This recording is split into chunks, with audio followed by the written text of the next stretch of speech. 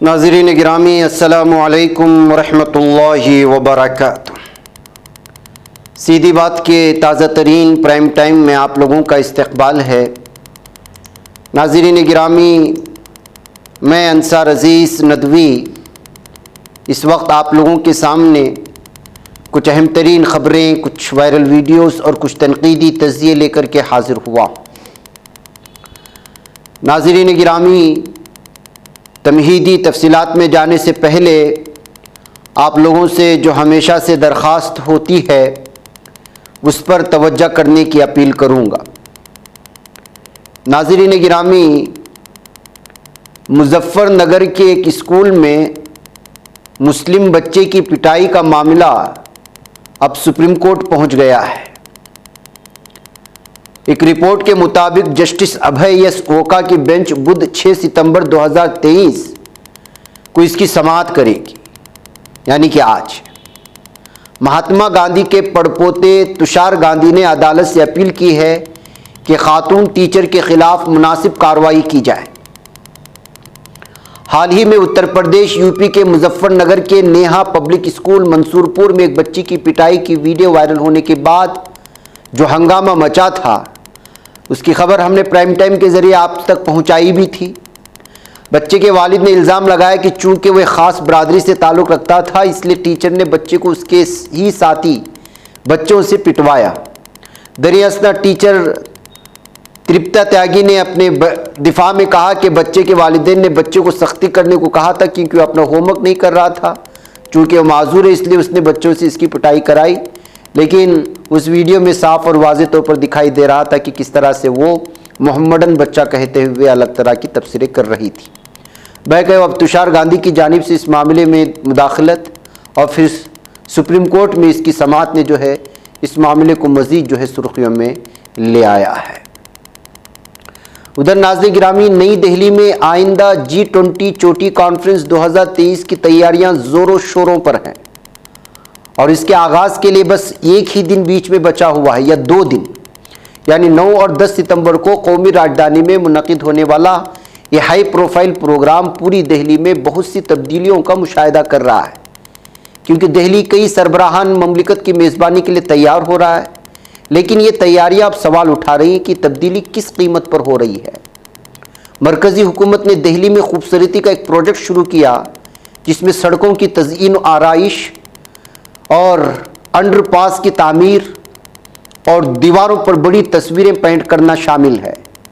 اس سب کی وجہ سے دہلی کی کچی آبادیوں میں رہنے والے لوگوں کی نقل مکانی ہوئی ہے۔ جن علاقوں میں وہ رہتے ہیں وہ پلاسٹک کی چادروں اور فلیکس بورڈ سے ڈھکے ہوئے ہیں۔ سورت اور دیپک لاجپت نگر میں مول چند فلائی اوور کے نیچے رومال بیچتے ہیں۔ سورت نے کوئنٹ ہندی کو بتایا، G20 سے ٹھیک پہلے فلائی اوور کے نیچے رہنے والے لوگوں کو سیکورٹی وجوہات کی وجہ سے باہر جانے کو کہا گیا۔ بہت سے لوگ راجستھان سے دہلی آئے تھے۔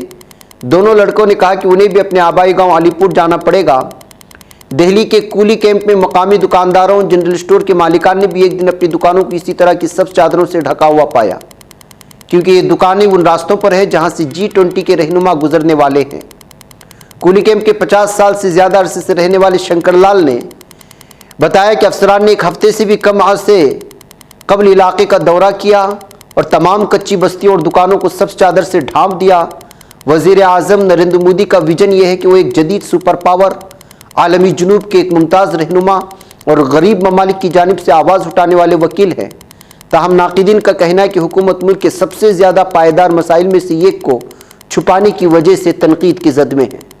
ظاہر سے ناظرین گرامی، بھارت جو ہے وہ چندرائن چاند پر پہنچ چکا ہے، اور کچی بستیوں کی کیا صورتحال ہے اور اس ناکامی کو چھپانے کے لیے کس طرح سے سبز چادروں کے ذریعے سے اس کو ڈھانکنے کی کوشش ہو رہی ہے۔ عالمی پاور، سپر پاور بننے کی کوشش تو ہے، لیکن زمینی سطح پر غریبوں کو جس طرح سے چھپانے کی کوشش ہو رہے ہیں اس کو لے کر کے G20 چوٹی کانفرنس کی حقیقت بیان کرتی ہے۔ یہ کہتے ہوئے الگ الگ تبصرے اس وقت ان جھوپڑ پٹیوں پر ڈھاکی گئی سرخ چادر کو دکھاتے ہوئے لوگوں نے تبصرہ کرنا شروع کر دیا ہے۔ ادھر ناظرین گرامی، بھارتیہ جنتا پارٹی کی جانب سے DMK کے لیڈر اور تمل ناڈو یوتھ ویلفیئر اور اسپورٹس کے منسٹر ادھیانidھی اسٹالن کی جانب سے سناتن دھرما کو جو نشانہ پہ لیا گیا اس پر جو ہے بحث جاری ہے. ان کے سر پر 10 کروڑ کا انعام رکھا گیا ہے اور لگاتار میڈیا کے کارندے یا نمائندے رپورٹرز ان کے پیچھے پڑے ہوئے ہیں. جہاں بھی جاتے ہیں اسی بات کو لے کر کے سوال کرتے ہیں اور اسٹالن اپنے موقف پر اٹل ہے. اب تو انہوں نے یہ قدم آگے بڑھ کر کے مزید ایک بیان جاری کر دیا جس کو ہندوستان ٹائمز نے آج شائع کیا ہے اور جس وقت میں یہ ریکارڈ کر رہا تھا بلکہ اس سے صرف آدھے ایک گھنٹے پہلے اس نے اس کو شائع کیا ہے.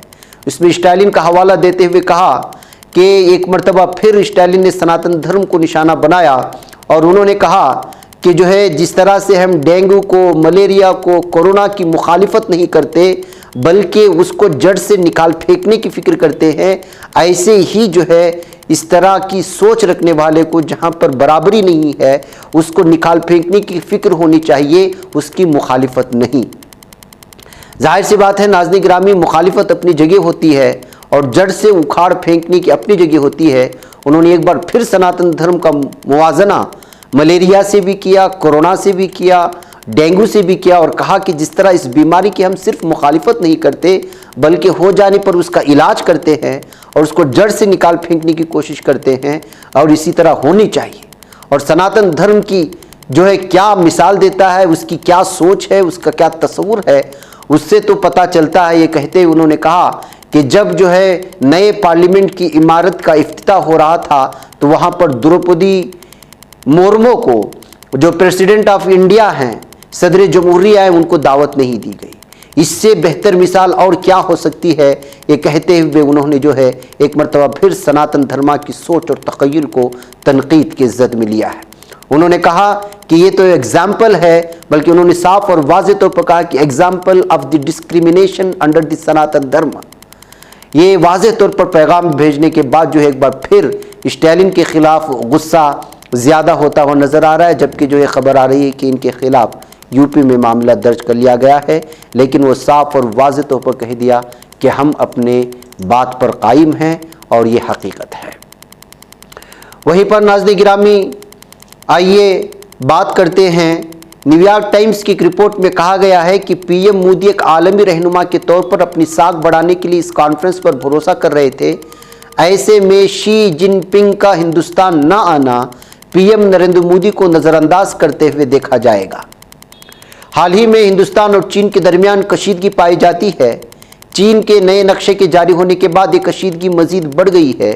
یہ نقشہ دراصل ایک سیاسی بیان ہے. کولن کوہ نے کہا سنگاپور کے راجا Ratnam school of international studies کے سینئر فیلو چینی میڈیا کا ایک حصہ اسے بڑا چڑھا کر پیش کر رہا ہے. یہ سرکاری منظوری کے بغیر نہیں ہو رہا. تاہم شی جن پنگ کی غیر موجودگی پی ایم مودی کے لیے بالکل بھی صدمہ نہیں ہے، کئی لحاظ سے ان کے حق میں بھی ہے.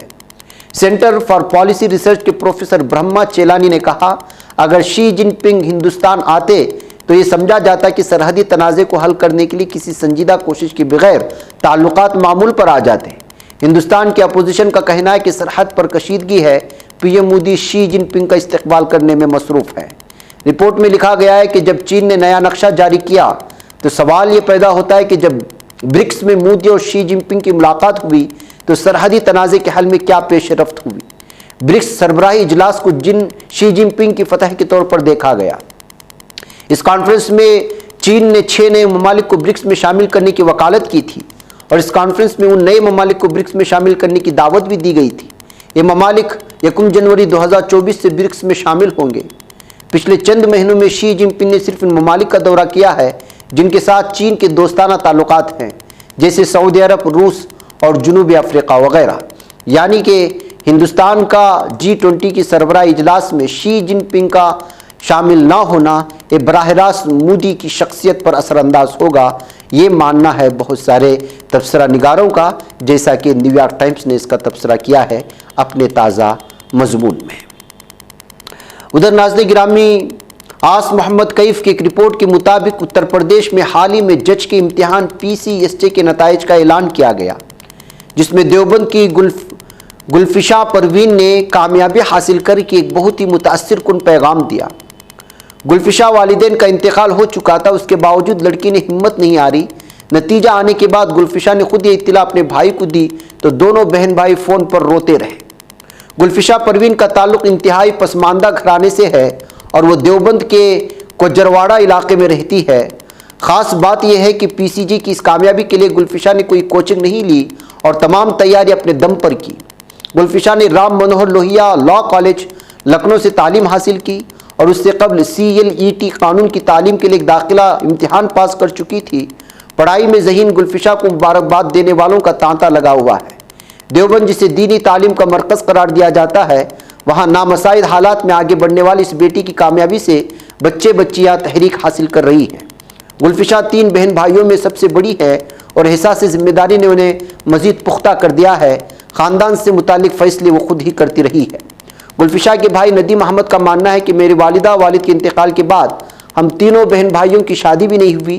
میری ایک اور چھوٹی بہن ہے۔ ایسے حالات میں آپ اندازہ لگا سکتے ہیں کہ کوچنگ کے بغیر یہ کامیابی حاصل کرنا کتنا مشکل رہا ہوگا۔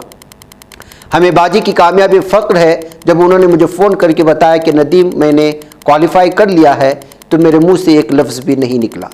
ناظرین گرامی، دراصل گلفشا جو ہے اس وقت جج بن کر دیوبند کا سر فخر سے بلند کیا ہے، جن کی وجہ سے ان کی محنت، ان کو قد کاوش اور والدین کا سر پر نہ ہونا، اس درمیان میں کامیاب جج بن کر کے اس امتحان کو پاس کر کے آگے بڑھنا واقعی میں قابل مبارکباد ہے۔ آئیے بات کرتے ہیں سوڈان کی۔ سوڈان میں فوج اور منحرف ریپڈ سپورٹ فورسز کے درمیان کئی ماہ سے جاری شدید لڑائیوں میں عوام ایک نئے المیے سے دوچار ہو چکے ہیں۔ ہر طرف تباہی اور بربادی کی داستانیں بکھری ہوئی ہیں اور لوگ فاقوں کی وجہ سے اپنے بچوں کو کیڑے مکوڑے کھلانے پر مجبور ہیں۔ بے گھر ہونے والے لوگ المناک حالات سے دوچار ہیں، جہاں وہ پناہ ڈھونڈنے کے ساتھ ساتھ خوراک کی عدم دستیابی کا بھی شکار ہو چکے ہیں۔ ڈاکٹرز وداؤٹ بارڈرز نے اپنے تازہ ترین رپورٹ میں بتایا ہے کہ بے گھر ہونے والے لوگ بچوں کو کیڑے کھلانے پر مجبور ہیں، بچوں کو گھاس اور کیڑے کھلانے پڑتے ہیں۔ امدادی تنظیم سے تعلق رکھنے والی سوزانا برجیس نے انکشاف کیا کہ چاڑ میں بے گھر ہونے والوں میں سے کچھ لوگوں کو 5 ہفتوں سے کھانا نہیں ملا ہے۔ انہوں نے افسوس کا اظہار کرتے ہوئے کہا کہ لوگ اپنے بچوں کو کیڑے مکوڑے، گھاس اور پتے کھلاتے ہیں۔ انہوں نے زور دے کر کہا کہ خوراک نہ ملنے اور غیر صحت بخش چیزیں کھانے سے بچوں میں صحت کے مسائل جنم لے رہے ہیں۔ انسانی امدادی اداروں کے کارکنوں کا ماننا ہے کہ ملیریا، اسہال اور غذائی قلت کے بہت سے کیسز کا تکمیلی تلبینہ، طاقت، صحت اور شفا کے لیے سنت اور طب نبوی کا بہترین نسخہ۔ ناظرین، کیا آپ بھی خوشحال مالداروں کی طرح کامیاب بزنس کر کے ہزاروں اور لاکھوں روپے کمانا چاہتے ہیں؟ اگر آپ کی ہاں ہے تو آج ہی سے اپنے علاقے میں تکمیلی تلبینہ کا آسان بزنس کرنا شروع کریں اور چند ہی مہینوں میں کامیاب بزنس مین بننے کے طریقے بہترین تجربوں کے ساتھ سیکھیں۔ بزنس مین بننے کا یہ موقع کہیں آپ کے بھی ہاتھ سے چلا نہ جائے، اس لیے ابھی ہم سے رابطہ کریں۔ 9890963757 Takmili food products private limited, Malegaon, India. سامنا کرنا پڑتا ہے۔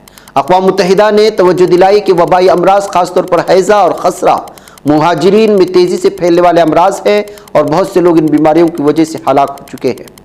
دریاستہ مشرقی افریقہ میں پناہ گزینوں کے لیے اقوام متحدہ کے ہائی کمشنر اور ہارن آف افریقہ اور بحیرات الکبریٰ کے علاقے کے ریجنل ڈائریکٹر ماما ڈوڈیان نے ایک بیان میں کہا کہ انتہائی افسوسناک ہے کہ ہمیں ان بیماریوں سے بچوں کے مرنے کی اطلاعات موصول ہوئی ہیں۔ انہیں مکمل طور پر روکا جا سکتا ہے مگر ہمیں وسائل کی کمی کا سامنا ہے۔ تو ناظرین گرامی، آپ اندازہ لگا سکتے ہیں کہ کس قدر جو ہے اللہ تعالیٰ نے ہمیں نعمتوں سے نوازا ہے۔ ایسے میں ایسی بستیاں بھی اس وقت دنیا میں آباد ہیں جہاں پر پیٹ بھرنے کے لیے کیڑے مکوڑے کھانا پڑتا ہے۔ ایسی صورتحال میں اللہ تعالیٰ نے جن کو نعمتوں سے نوازا ہے ان کو کس قدر اللہ کی نعمتوں کا شکر ادا کرنا چاہیے، اور جن سہولیات کو اللہ تعالیٰ نے ہمیں عطا کیا ہے اس پر جو ہے کس قدر دوسروں کو بھی جو ہے مہیا کرانے کی کوششیں اور فکریں ہونی چاہیے، اس پر ایک بار پھر سوچنا پڑے گا۔ ناظرین گرامی، آپ کو معلوم ہونا چاہیے کہ جنگ کے نتیجے میں جو اس وقت عالم پر تھوپی گئی ہے، کم از کم 5000 افراد ہلاک ہو چکے ہیں اور ملک کے اندر 3.6 ملین افراد بے گھر ہوئے ہیں۔ اس کے علاوہ مزید 1 ملین لوگ پڑوسی ممالک میں چلے جا چکے ہیں۔ صرف اور صرف سوڈان کی بات کی جا رہی ہے۔ بہرکیف، آئیے ناظرین گرامی اب بات کرتے ہیں ایک اور خبر کی، اور وہ خبر ہے کہ پولیو سے متاثرہ ایک شخص جو 70 سال سے مشین میں بند ہے، اس کی اچانک ویڈیو دنیا کے سامنے آتی ہے تو کس طرح کی جو ہے تبصرے شروع ہوتے ہیں اور کہانی جان کر کے پوری دنیا حیران رہ جاتی ہے۔ کیا کوئی شخص مشین میں بند رہ سکتا ہے، اور وہ بھی دہائیوں تک؟ آپ کہیں گے ایسا ممکن نہیں، لیکن ایسے ہی شخص کے بارے میں ایک اطلاعات موصول ہو رہی ہیں، ویڈیوز وائرل ہو رہی ہیں، جو 5 سے 10 سال سے نہیں بلکہ 70 سال سے مشین کے اندر بند ہے۔ اس کا سارا کھانا پینا اسی مشین کے اندر ہوتا ہے۔ مزے کی بات یہ ہے کہ مشین میں بند ہونے کے باوجود اس نے تعلیم حاصل کی، ڈگری حاصل کی اور کتاب بھی لکھی، تاہم جب آپ کو معلوم ہوگا کہ وہ شخص اتنے سالوں سے مشین میں کیوں بند ہے تو یقیناً آپ کے آنسو بہہ جائیں گے۔ اس شخص کا نام پال الیگزینڈر ہے، اس کی عمر 77 سال ہے۔ لوگ اسے پولیو پال کے نام سے بھی جانتے ہیں۔ امریکہ کی رہائشی پال کی کہانی کچھ یوں ہے کہ پال کی پیدائش 1946 میں ہوئی تھی۔ اس کے بعد سے اسے کئی چیلنجز کا سامنا ہے۔ جب وہ محض 6 سال کا تھا تو پولیو کا شکار ہو گیا۔ وہ سال 1952 کا تھا اور امریکہ میں 1952 میں تاریخ کا سب سے بڑا پولیو پھیل گیا۔ بیماری تیزی سے پھیل رہی تھی، کم از کم 58,000 کیسز رپورٹ ہوئے۔ ہلاک ہونے والوں میں زیادہ تر بچے تھے۔ پال کو بھی پولیو ہو گیا۔ اس بیماری کی وجہ سے اس کا پورا جسم مفلوج ہو گیا، صرف اس کی گردن کے اوپر کا حصہ کام کر رہا تھا، اس کے باقی جسم میں کوئی جان باقی نہیں تھی۔ ایسی حالت میں اسے سانس لینے میں دشواری محسوس ہونے لگی، جس کے بعد اسے مشین وینٹیلیٹر میں ڈال دیا گیا تاکہ اس کی جان بچائی جا سکے۔ اس مشین کا نام آئرن لنگ ہے۔ امریکہ نے 1979 میں خود کو پولیو سے پاک ملک قرار دیا، لیکن تب تک پال کے لیے بہت دیر ہو چکی تھی۔ بیماری سے لڑنے کے لیے اسے آئرن لنگ لوہے کے پھیپھڑوں کی مشین وینٹیلیٹر میں رکھا گیا۔ یہ مشین 1928 میں ایجاد ہوئی تھی۔ ٹیکنالوجی کی ترقی کی وجہ سے 60 کی دہائی کے بعد ان کا بننا بند ہو گیا۔ اس وقت پال دنیا کا واحد شخص ہے جو اس میں رہتا ہے۔ ٹیکنالوجی نے ترقی کی، لیکن پال نے اسی مشین کے ساتھ رہنے پر اصرار کیا، وہ اسے چھوڑنا نہیں چاہتا تھا۔ نیو یارک پوسٹ کی ایک رپورٹ کے مطابق بعد میں ایسی ٹیکنالوجی تیار کی گئی کہ پال کو مشین سے باہر نکالا جا سکتا تھا، لیکن پال نہیں چاہتے تھے کہ وہ مشین سے باہر نکلے۔ اس نے مشین کے اندر رہنے کے لیے اپنی زندگی کا انتخاب کیا، اور پال لوہے کے پھیپھڑوں کی اس مشین میں سب سے زیادہ زندہ رہنے والا مریض بن چکا ہے۔ ان کا نام گنیس ورلڈ ریکارڈ میں بھی درج ہو چکا۔ ان کی دیکھ بھال کے اخراجات کو پورا کرنے کے لیے گزشتہ سال ایک فنڈ بھی جمع کیا گیا تھا۔ ایک فنڈ ریزر نے اس کے لیے $1,32,000 یعنی تقریباً 1,09,00,000 روپے جمع کیے تھے۔ ایسی حالت میں بھی پال نے تعلیم جاری رکھی اور انہوں نے اس میں کامیابی حاصل کی۔ بہرکیف ناظرین گرامی، یہ کہانیاں ہیں جو سائنس کی دنیا کی کامیابی بھی بتاتی ہیں، تو پھر انسان کس قدر معذور ہو سکتا ہے اور اس معذوری کے درمیان میں بھی کس طرح اپنے ارادوں کو مضبوط بنا سکتا ہے، اس کی تازہ مثال ہے۔ ناظرین مجھے اجازت دیں۔ السلام علیکم ورحمۃ اللہ وبرکاتہ۔ یہ بچ پاتا ہے کوئی صحافی کی نگاہوں سے، ملاتا ہے یہ لوگوں کو محبت کی پناہوں سے، کرم اور درد مندی کا ہے ایک سنسار سیدھی بات، عزیمت جرأت و ہمت کا ہے اظہار سیدھی بات، عزیمت جرأت و ہمت کا ہے اظہار سیدھی بات۔ یہ چینل حق نگر بن کر کچل دیتا ہے فتنوں کو،